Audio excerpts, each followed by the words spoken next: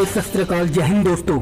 Entertainment industry में फिर छाया मातम। भोजपुरी डायरेक्टर की संदिग्ध हालत में मौत, होटल के कमरे में मिला शव।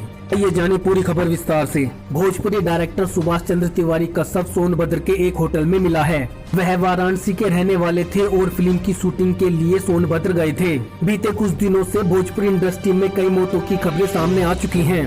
अब भोजपुरी डायरेक्टर और प्रोड्यूसर सुभाष चंद्र तिवारी उत्तर प्रदेश के सोनभद्र में होटल के कमरे में मृतक पाए गए हैं। डायरेक्टर सुभाष चंद्र तिवारी वाराणसी के रहने वाले थे और 11 मई से सोनभद्र में अपनी फिल्म की शूटिंग कर रहे थे। दोस्तों, फिल्म की शूटिंग खत्म हो चुकी थी। 23 मई को वह अपने रूम में सोने के लिए गए और अगली सुबह उनका शव मिला है। जानकारी के मुताबिक 23 मई को वह फिल्म का शूट पूरा करने के बाद उन्होंने अपने स्टाफ को पेमेंट दिया और एक्टर्स को एयरपोर्ट के लिए रवाना किया।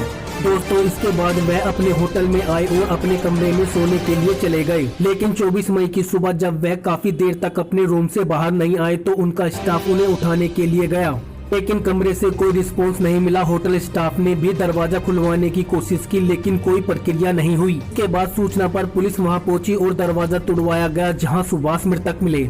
इसके बाद पुलिस ने शव को कब्जे में लेकर आगे की कार्रवाई शुरू की।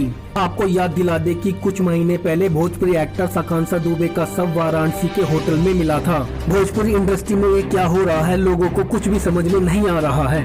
तो दोस्तों, होटलों में अचानक हुई मौतों के बारे में आपको क्या कहना है, अपनी राय कमेंट बॉक्स में जाकर जरूर दें और ऐसी ही जानकारी पाने के लिए चैनल को दिल से लाइक करके सब्सक्राइब करना ना भूलें।